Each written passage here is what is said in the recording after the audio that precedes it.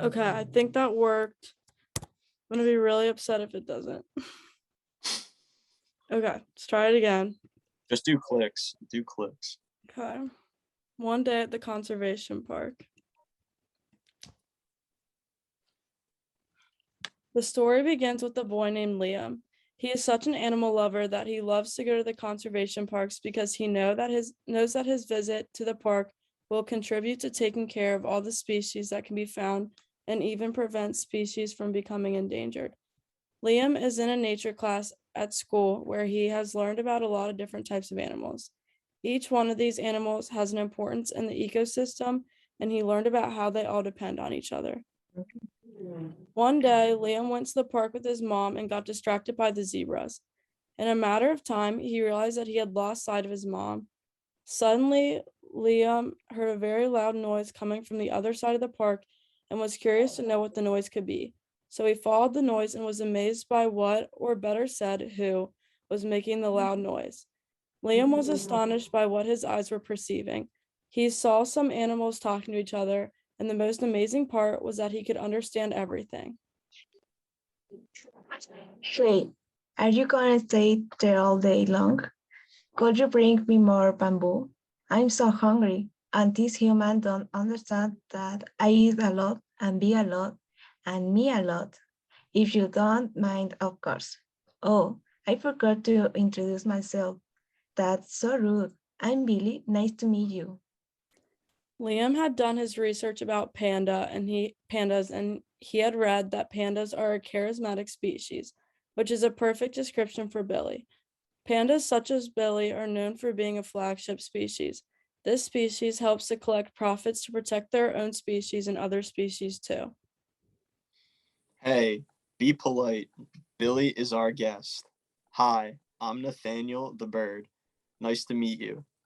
Billy and I used to live in the same habitat, but since humans are obsessed with bamboo, the deforestation increased and our habitat wasn't pristine anymore.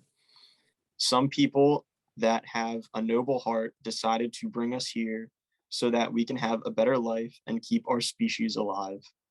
That's how we got here. Some people say that pandas, such as Billy and some other species like mine, are resilient species because we can adapt ourselves easily to a new habitat. Oh, I get it. Sadly, most people don't think about the animals and the importance of their habitats. They only think about themselves. Like Billy in his habitat, a lot of different animals live there. So if Billy and his species are protected, all of the other little species would be too, isn't it? We talked about this in class the other day. This is called the umbrella species. Yes, exactly. I'm glad that some people are interested in us and in our welfare. Hey guys, I gotta go. I need to look for my mom. It was nice meeting you. See you later. As Liam walks away, Nathaniel and Billy kept talking. Oh, Ruth, he never brought me bamboo. Don't even a little piece. Liam kept walking, looking for his mom, when he noticed he had arrived at another part of the park, finding another group of animals chatting and gossiping. I told you, Felix. Sophie cheated on Diego. The other day I saw Sophie so happy with another guy, but you didn't believe me as always. Kate, that can be. Sophie is such a nice girl. I tell you. Felix, why are you always defending her? Are you in love with our keeper? Hi guys, sorry for interrupting, but I was passing by and a question popped in my mind. Just for curiosity, are you an endemic species? A while ago, I chatted with Nathaniel and Billy, and they told me a little bit about their species. I would like to know more about yours. Sure, no problem. Look, we both, Felix and I, are from Australia, and we're an endemic species, just like you said. Our species are not capable of living in different parts of the world because of the climate, vegetation, etc. Exactly. Kate and I are here because we are in a reproductive program in which people are trying to grow the population of our species a little bit more because we are almost extinction. Oh, I get it. What do you think? I tell you, Felix, she isn't the person she says she is. Kate, stop it. I'm going to hear you anymore. Liam walks away and leaves Kate and Felix arguing just as he found them. Liam is getting tired because he has walked all around the zoo, and he's starting to think that he might never find his mom. He suddenly arrives at the camels area. Hey, kid, are you lost? Yeah, I'm looking for my mom. But since I'm already here, I would like to know more about your species and the life you had outside the conservation park. If you don't mind, of course. Sure. I would like to tell you a part of my story. I'm from Egypt, and I used to have a pretty rough life transporting a massive amount of tourists per day. I was always exhausted, but what really kept me wanting to pass over and over again on the same path was to have a look at the Sphinx of Giza. It's a gigantic and marvelous monument. You should see it if you have the chance. Anyway, I passed through the same path over and over again and noticed that the erosion was causing a lot of damage to it. It really got me sad because it is a masterpiece, but at the same time makes me think about the force of the air over there. I arrived here to the park because I had multiple injuries and the people here took really good care of me. Sometimes I miss seeing the Sphinx, but I wouldn't change my life here. Wow, the way you said it gave me goosebumps. Now I want to know more about Egypt. It's really nice talking to you. Anytime, kid, you know where to find me.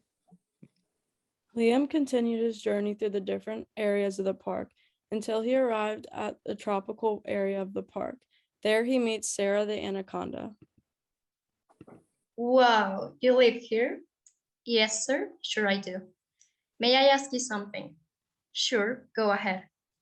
To which category your species belongs? Well, let me tell you that my species has a very important role in areas where mangroves exist. We're a species niche because if we disappear from our habitat, it's most likely that some other species will overpopulate the zones.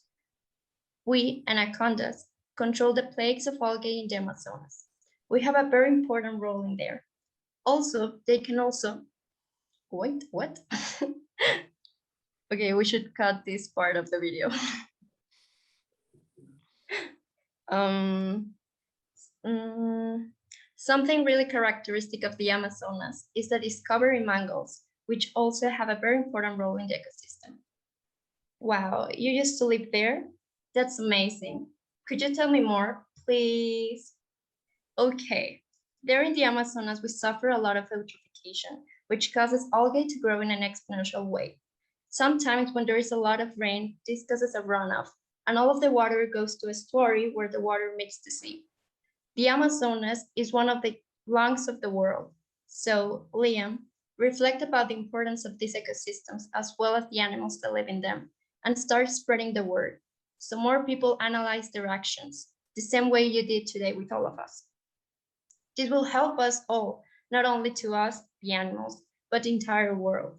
I hope that your visit to the park has been useful and insightful. Thank you for the advice, Sarah. What you said made me want to change the world, and for that, I need to spread the word. Have a nice day. As Liam walks to the park's entrance, he finally saw his mom after the whole day. She asked him where he was, to which he answered, Mom, I met amazing people. They made me analyze my daily life and actions. Now I want to change the world. "Oh, Liam."